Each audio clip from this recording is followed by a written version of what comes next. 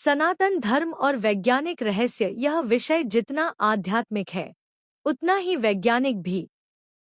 सनातन धर्म, जिसे हिंदू धर्म भी कहा जाता है, केवल पूजा पाठ और कर्मकांड तक सीमित नहीं है, बल्कि यह ब्रह्मांड, प्रकृति, मनुष्य और चेतना के गहरे वैज्ञानिक सिद्धांतों को भी समेटे हुए है। सनातन का अर्थ ही है अनादि और अनंत, जो कभी नष्ट नहीं होता। यह धर्म ब्रह्मांड के नियमों, रित पर आधारित है और विज्ञान भी इन्हीं नियमों को समझने की कोशिश करता है।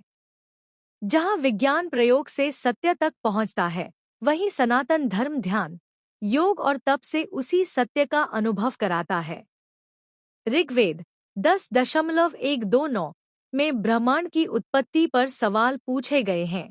ना असत आसीत नो सत आसीत तदा। वेदांत कहता है कि ब्रह्मांड नाद, स्पंदन से उत्पन्न हुआ। आधुनिक विज्ञान भी कहता है कि ब्रह्मांड एक कॉस्मिक वाइब्रेशन से शुरू होता है। पुराणों में कहा गया है, ब्रह्मा ने ब्रह्मांड की रचना बिंदु से की।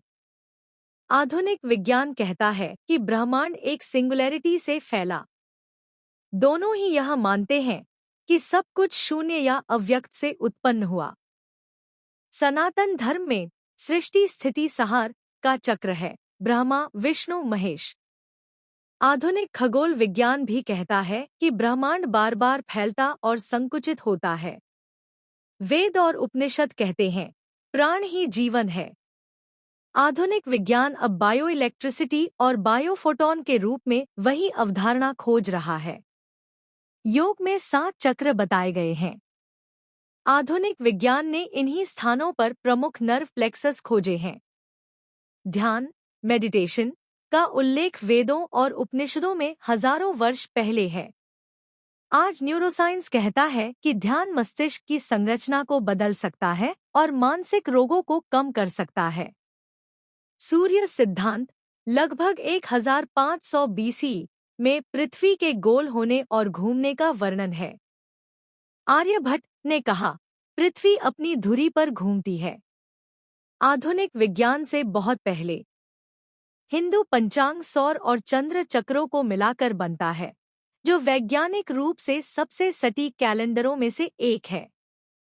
यज्ञ में हवन कुंड में डाली जाने वाली सामग्री एंटीबैक्टीरियल और एंटीवायरल गुण रखती है। यज्ञ से निकलने वाला धुआं वातावरण को शुद्ध करता है और वर्षा चक्र को प्रभावित कर सकता है। इसे अब एरोसोल न्यूक्लिएशन सिद्धांत से जोड़ा जा रहा है। वास्तुशास्त्र में भवन की दिशा, ऊर्जा प्रवाह और चुंबकीय क्षेत्र को ध्यान में रखा जाता है।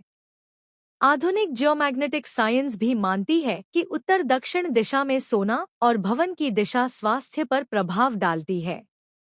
आयुर्वेद त्रिदोष सिद्धांत वात, पित्त, कफ पर आधारित है, जो आज होम्योस्टेसिस के समान है।